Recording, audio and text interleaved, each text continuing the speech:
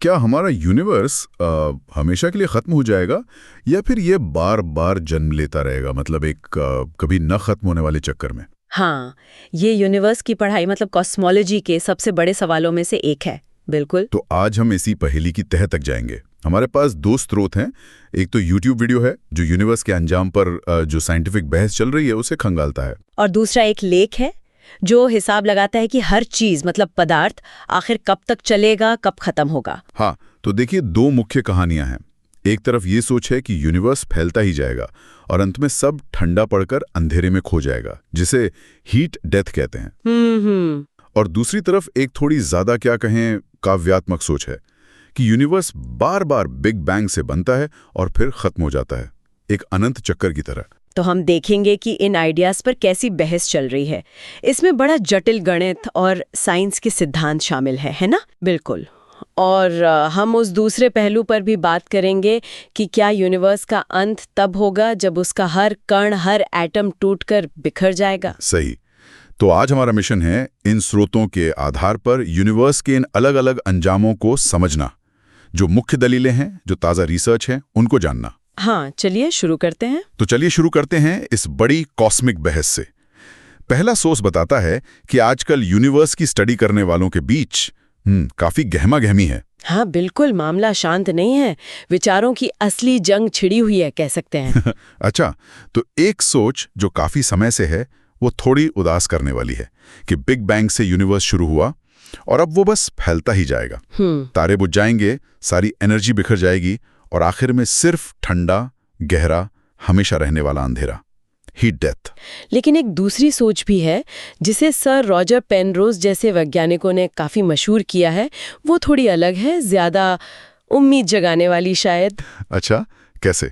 ये एक cyclic universe की बात करती है। जैसे कोई फीनिक्स पक्षी होता है ना, अपनी ही राख से बार बार जी उठता है, वैसे ही बिग बैंग का एक कभी ना खत्म होने वाला सिलसिला। Cyclic universe. पर हाल ही में इस साइक्लिक मॉडल पर एक जोरदार सवाल उठाया गया है ना? हाँ बिल्कुल। राफेल बूसो नाम के एक फिजिसिस्ट हैं, कैलिफोर्निया यूनिवर्सिटी बर्कले में। उनका दावा है कि उनके पास सबूत है कि साइक्लिक यूनिवर्स हो ही नहीं सकता। हो ही नहीं सकता? ऐसा क्यों कह रहे हैं वो? उनकी मुख्य दलील ये है कि अगर यूनिवर्स फैलना बंद करके सिकुड़ने लगे तो वो दोबारा बाउंस होकर, मतलब उछलकर, नया बिग बैंग नहीं बनाएगा। तो फिर क्या होगा? वो एक सिंगुलैरिटी में खत्म हो जाएगा, मतलब सब कुछ एक ही पॉइंट में अनंत घनत्व में पिस जाएगा। ओहो, सिंगुलैरिटी। इस दलील को समझने के लिए हमें कुछ बेसिक बातें समझनी होंगी शायद, जैसे आइंस्टाइन की थ्योरी। हाँ बिल्कुल। पहली है आइंस्टाइन की जनरल रिलेटिविटी थ्योरी। ये ग्रेविटी को स्पेस और टाइम के मुड़ने या खिंचने के तौर पर समझाती है। हाँ, वो मशहूर कहावत है ना कि पदार्थ स्पेस टाइम को बताता है कि कैसे मुड़ना है, और मुड़ा हुआ स्पेस टाइम पदार्थ को बताता है कि कैसे चलना है। हाँ। जॉन व्हीलर ने कहा था, यही ग्रेविटी है बेसिकली। और इसी थियोरी में सिंगुलैरिटी का आइडिया आता है। ये क्या चीज है ठीक से? सिंगुलैरिटी वो पॉइंट है जहां फिजिक्स के जाने पहचाने नियम काम करना बंद कर देते हैं, जहां डेंसिटी, घनत्व और स्पेस टाइम का मुड़ाव अनंत हो जाता है, इन्फिनिट। जैसे ब्लैक होल के सेंटर में? हाँ, जैसे ब्लैक होल के सेंटर में, या शायद बिग बैंग के ठीक शुरुआत वाले पल में। ये फिजिक्स के लिए एक तरह से ब्रेक डाउन पॉइंट है। साइक्लिक मॉडल वाले इन्हीं सिंगुलैरिटी से बचने की कोशिश करते हैं। ओके, तो बूजो की दलील इन सिंगुलैरिटी से कैसे जुड़ी है? इसके लिए हमें शायद वो एंट्रोपी वाला नियम भी समझना होगा। बिल्कुल। ये फिजिक्स के सबसे बुनियादी नियमों में से एक है, थर्मोडायनामिक्स का दूसरा नियम। इसका मेन आइडिया है एंट्रोपी। एंट्रोपी यानी अव्यवस्था, डिसऑर्डर। हाँ, आसान भाषा में कह सकते हैं एंट्रोपी किसी सिस्टम में फैली हुई अव्यवस्था या बिखराव को मापती है। जैसे आपका कमरा है, अगर साफ सुथरा है तो एंट्रोपी कम है, अगर आप उसे छोड़ दें तो वक्त के साथ वो बिखरावा, अस्त व्यस्त हो जाएगा। हाँ, हो ही जाता है। यानी उसकी एंट्रोपी बढ़ जाएगी। ये दूसरा नियम कहता है कि यूनिवर्स जैसी बंद जगह में कुल एंट्रोपी हमेशा बढ़ती है या उतनी ही रहती है, कभी कम नहीं होती। इसे टाइम का तीर भी कहते हैं ना, क्योंकि ये वक्त की दिशा बताता है। सही कहा। चीजें सलीके से बिगड़ने की तरफ जाती हैं, वापस ठीक नहीं होती अपने आप। ठीक है, तो हमारे पास है जनरल रिलेटिविटी, सिंगुलैरिटी और एंट्रोपी।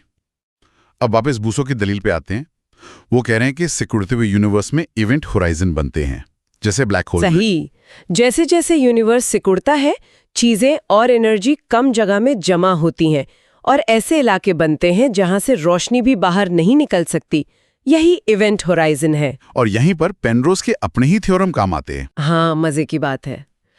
पेनरोज के खुद के पुराने सिंगुलैरिटी थ्योरम बताते हैं कि क्लासिकल जनरल रिलेटिविटी में इवेंट होराइजन का बनना गणित के हिसाब से सीधे सिंगुलैरिटी की तरफ ले जाता है।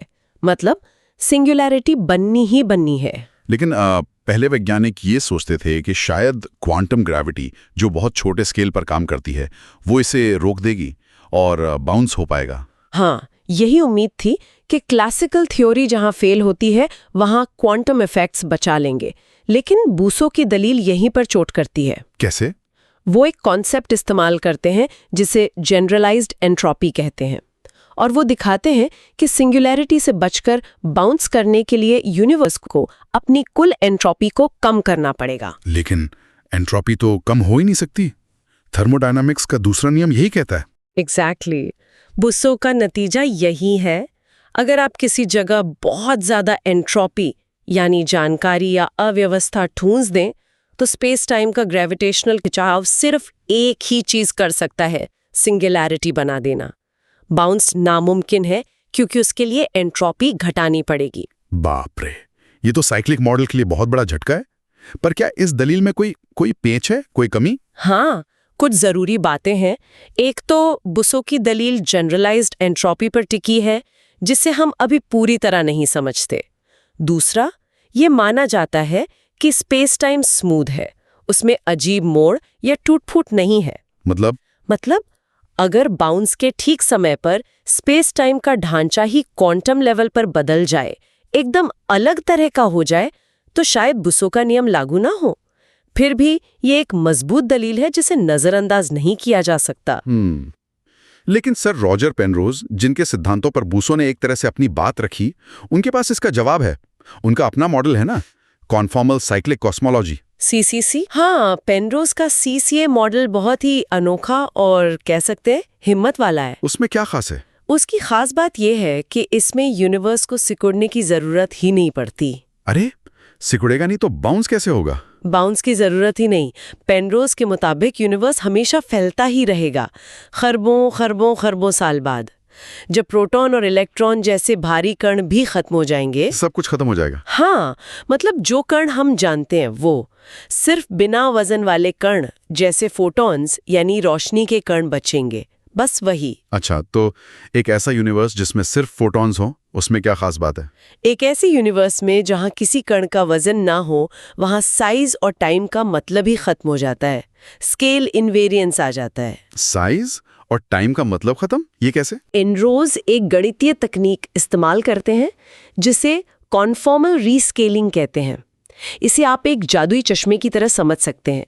इस चश्मे से देखने पर एक युग, जिसे वो इयॉन कहते हैं, का अंत, जो अनंत रूप से बड़ा, ठंडा और खाली है, वो अगले युग की शुरुआत जैसा ही दिखता है, जो अनंत रूप से छोटा, गर्म और घना है, बशर्ते आप साइज को नजरअंदाज कर दें। ये तो कमाल है, मतलब बड़ा और छोटा एक जैसा। कॉन्फॉर्मल ज्योमेट्री में, हाँ, ये एक युग से दूसरे युग में जाने का रास्ता खोलता है, बिना सिकड़े या किसी आम सिंगुलैरिटी का सामना किए। ठीक है, लेकिन बूसो का वो एंट्रोपी वाला तर्क कि एंट्रोपी हमेशा बढ़नी चाहिए, सीसीसी मॉडल उसका क्या करता है?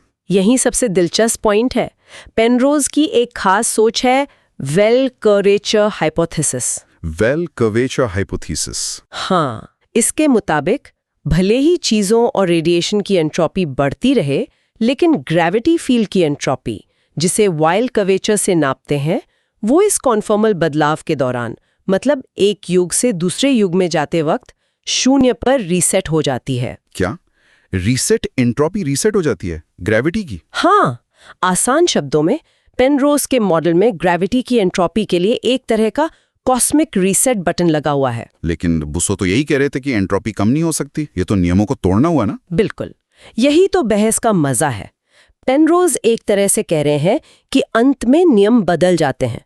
अगर हम वो कमरे वाली मिसाल लें, बुस्सो साबित कर रहे हैं कि बंद कमरे से बाहर निकलना नामुमकिन है क्योंकि दीवारें हैं। हाँ। जबकि पेनरोज कह रहे हैं कि वक्त के अंत में कमरे की दीवारें ही गायब हो जाती हैं, मतलब वो बाधा जो एंट्रोपी को बढ़ने से रोक रही थी या कम होने से रोक रही थी, वो ही खत्म हो जाती है। अरे वाह, ये तो बिल्कुल अलग सोच है, जैसे एक खेल के नियम ही बदल गए हों। तो इस दिमागी कसरत में असल दुनिया से, ऑब्जर्वेशन से क्या सबूत मिल रहे हैं?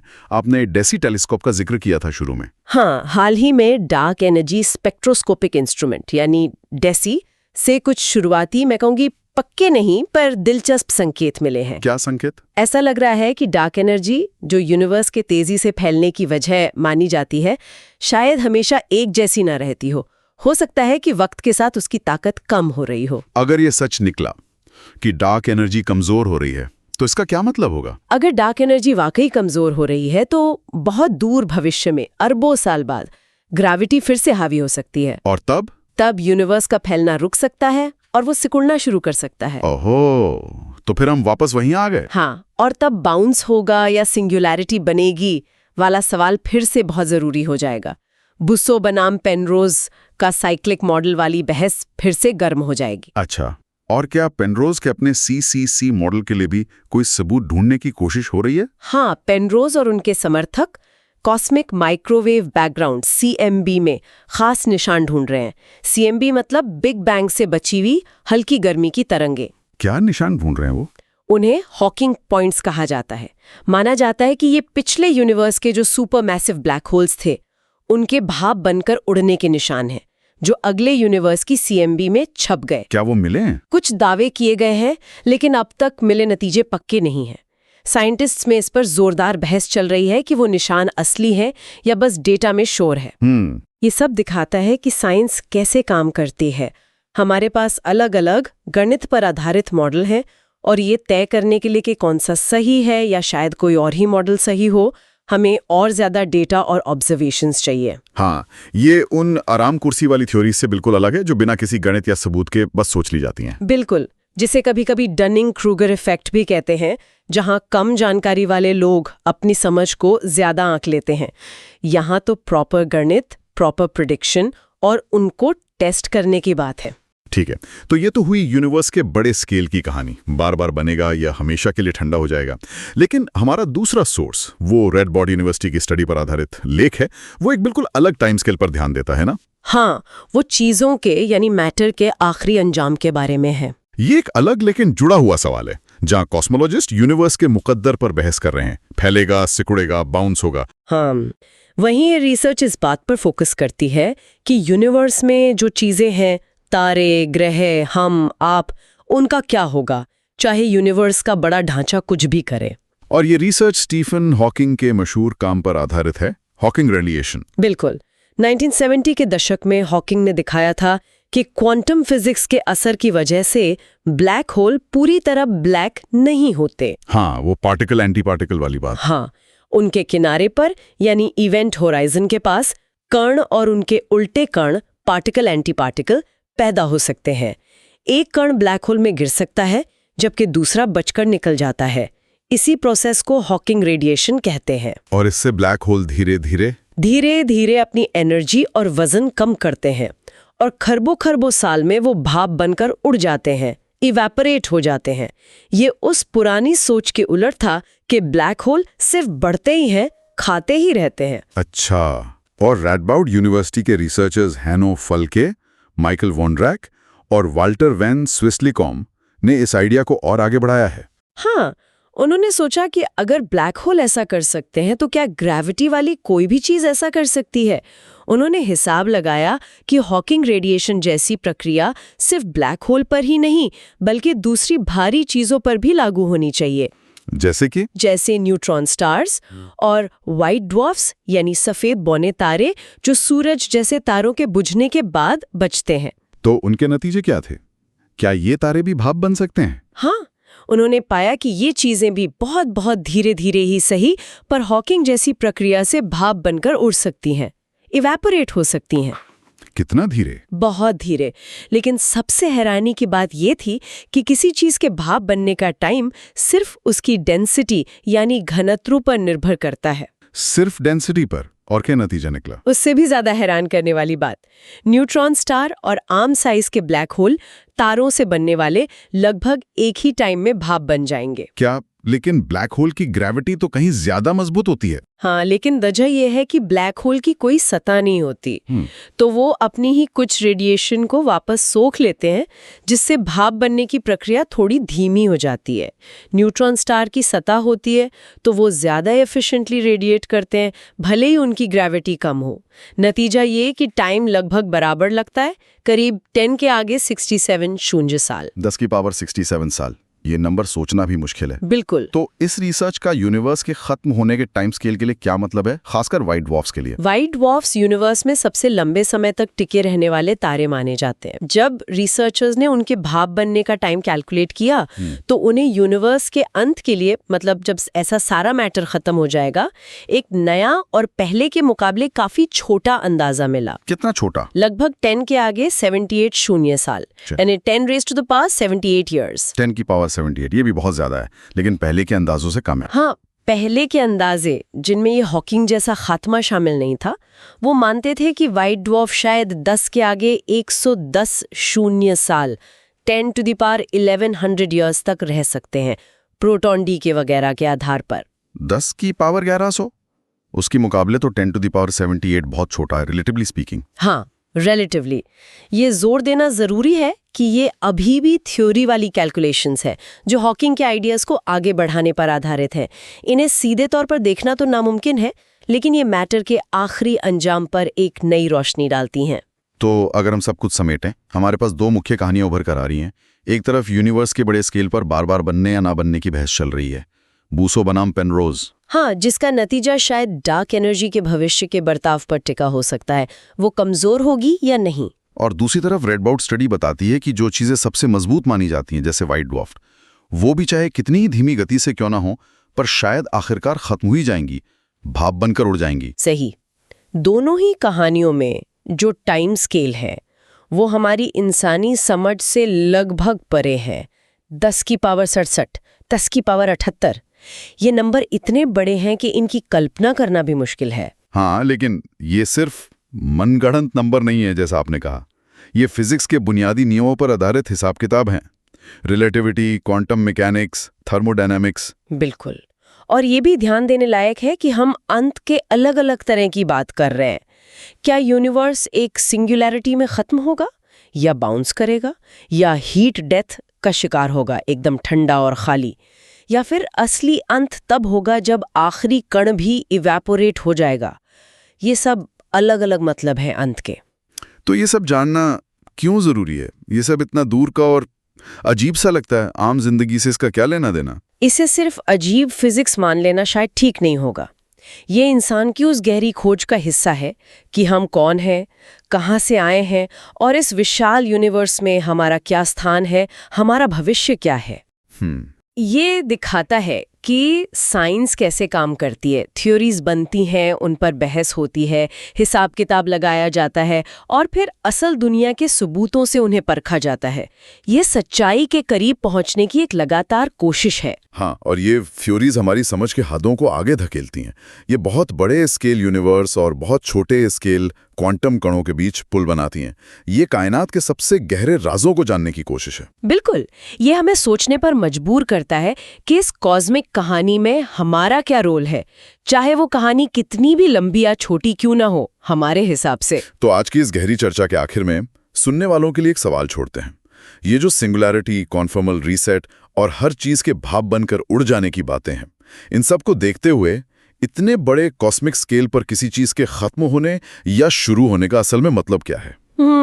अच्छा सवाल है। क्या टाइम और होने के हमारे सारे बुनियादी आइडियाज, हमारी सारी समझ इन आखिरी पड़ावों तक पहुंचने से बहुत पहले ही टूट के बिखर सकती है? क्या मतलब रह जाता है टाइम का जब सब कुछ एक जैसा हो जाए या कुछ बचे ही ना? सोचने वाली बात है।